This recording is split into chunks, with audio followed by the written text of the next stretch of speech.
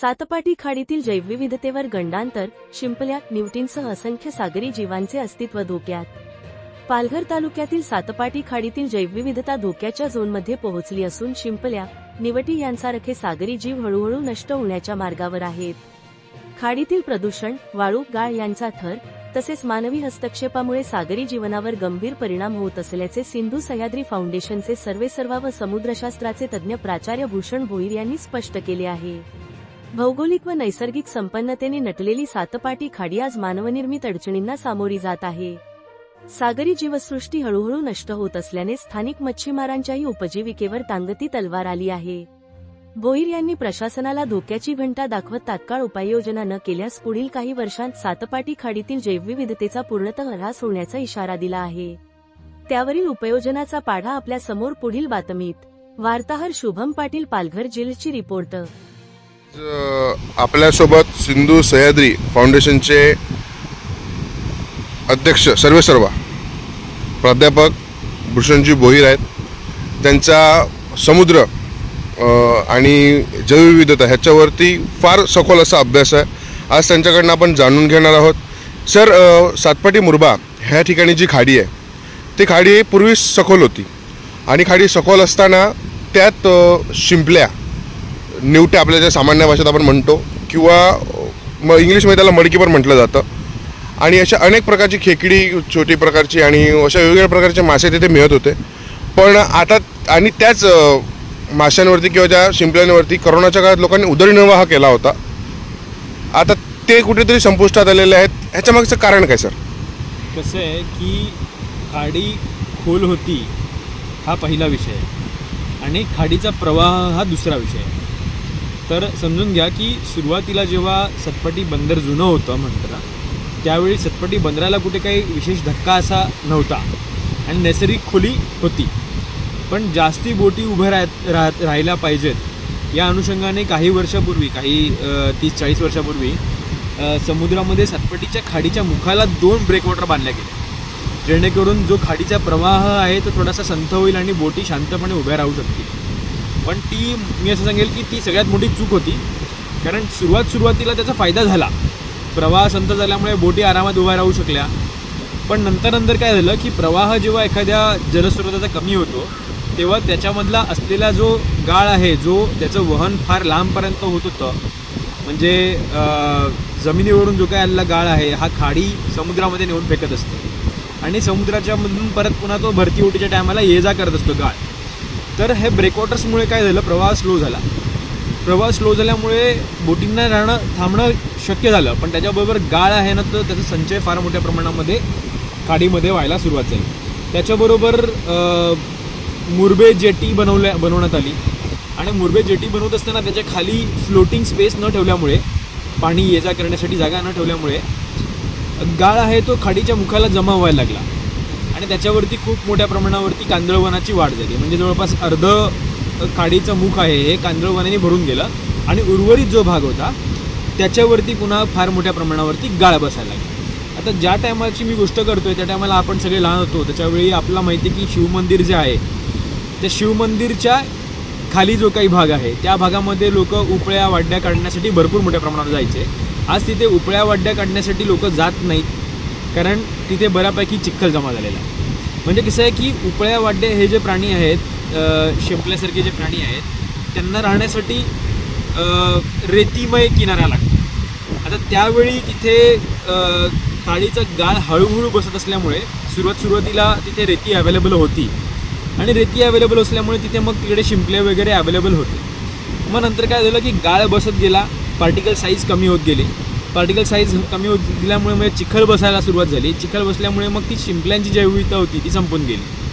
मग त्याच्यावरती मग मँग्रोवची संरचना खूप मोठ्या प्रमाणावरती वाढली आणि त्याच्याबरोबर काय झालं की खेकडे, मडस्कीपर हे जे प्राणी आहेत हे चिखलाच्या आतमधला जो काही जैविक कचरा आहे, सूक्ष्म जैविक कचरा, त्याच्यावरती त्यांचं पोट भरत असतं. आणि त्याच्यामुळे पूर्वीचं काय होतं की बोईसर MIDC आणि पालघर MIDC काय एवढी फोफावली नव्हती आणि त्यांचं जे काही एफ्लुएंट होतं, म्हणजे सुरुवातीला MIDCच्या मध्ये कंपन्या कमी होत्या त्याच्यामुळे त्यांचं जे काही घनकचरा निघायचा किंवा जे काही सांडपाणी निघायचं त्याला जी प्रक्रिया करणारी जी सिस्टम होती ती बरोबर ते लोड ॲब्झॉर्ब करून घ्यायची.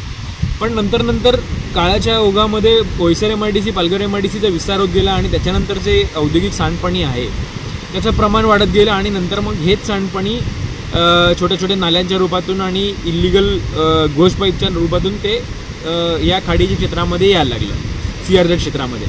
आणि मग पावसाचं पाणी त्या CRZ क्षेत्रामधून जेव्हा वाहून येतं त्यावेळी फार मोठ्या प्रमाणावरती हा औद्योगिक कचरा जो आहे किंवा औद्योगिक जी घाण आहे केमिकलची ती सगळी येऊन त्या खाडीच्या मध्ये जो चिखल आहे त्या चिखलामध्ये बसायला लागली. परिणामी मडस्कीपर हा जो प्राणी आहे किंवा आपण निवटी म्हणतो, तर निवटी ही चिखलावरती वाढणारं शेवाळ आहे ते चरत असते.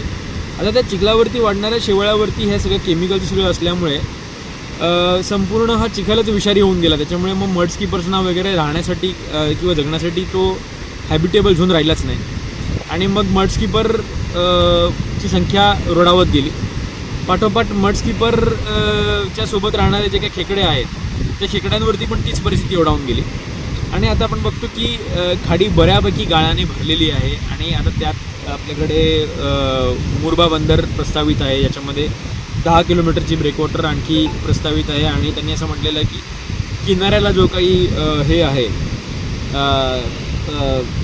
रोड जाईल त्या बंदराचा तो पायलिंग जेट्टी असणार आहे असा.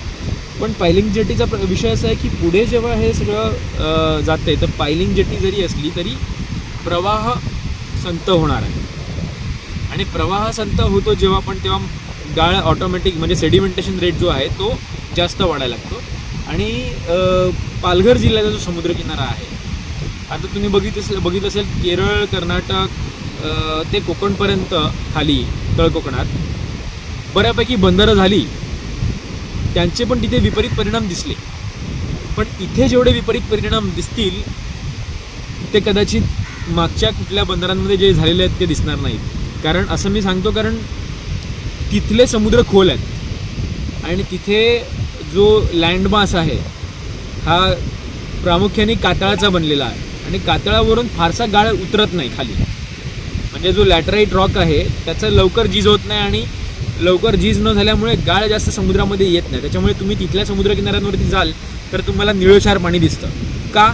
कारण त्या पाण्यामध्ये जास्त प्रमाणामध्ये सिल्ट नाही आहे. पण आपल्या मुंबईपासून जर तुम्ही इथे पुढे आलात तर मुंबईपासूनचा जो काही लँडमास आहे त्याच्यावरती लॅटराईट नाही आहे किंवा जो आपण कातळ दगड म्हणतो तो दगड नाही आहे. त्याच्याऐवजी इथे चांगली सुपीक अशी माती होती आणि ती माती असल्यामुळे काय आहे की मातीच्या वरती शहरीकरण होत गेलं, त्याच्यामध्ये मग ते झाडांचं जे सॉईल बाइंडिंग होतं ते कमी होत गेलं आणि त्याच्या पाठोपाठ मग पावसाचं जेव्हा पाणी येतं तेव्हा हा गाळ खूप मोठ्या प्रमाणावरती समुद्रामध्ये आपल्याकडे जमत असतं आणि समुद्रामध्ये गाळ जमल्यामुळे मग प्रॉब्लेम असा होतो की त्याच्यामुळे आपल्या इथला समुद्र आहे हा निळाशार आपल्याला दिसत नाही आणि समुद्रामध्ये त्या मागच्या भागापेक्षा म्हणजे तळ कोकणाच्या भागापेक्षा इथे फार मोठ्या प्रमाणावरती गाळ ये जा करत असतो. आणि अशा परिस्थितीमध्ये जेव्हा एखादं बंदर इथे येईल तेव्हा आणि प्रवाह डिस्टर्ब होतील किंवा स्लो होतील तेव्हा हा गाळ जो आहे हा समुद्र तळाशी साचायला सुरुवात होईल. आता मी जसं म्हणालं की मुरबे खाडी ही बुजायला काही लगेच मुरबेची जेट्टी बांधली आणि लगेच बुजली असा विषय नाही आहे. हा विषय व्हायला साधारणतः कमीत कमी 1 वर्ष ते 10 वर्ष किमान लागतात. तर 1 वर्ष हे सगळ्यावरती डिपेंड करतं की एखाद्या ठिकाणी प्रवाह किती संथ झालेला आहे, त्या ठिकाणी गाळ किती वाहून येत आहे, या अशा कितीतरी वेगवेगळ्या गोष्टींवरती ह्या गोष्टी निर्भर करत असतात. तर आता जे काही आपण बघतो की जे मुरब्या खाडीवरती झालेले परिणाम आहेत सेम परिणाम आपल्या समुद्रावरती होते. म्हणजे समुद्रामध्ये आपण बघितलं तरी अग्निमातापासूनचा जो काही खडकाळ प्रदेश आहे त्याच्यानंतर या बाजूला तुम्ही बघितलं की शिरगावच्या समुद्रकिनाऱ्यावरती सुद्धा एक दक्षिणेकडे खडकाळ प्रदेश आहे.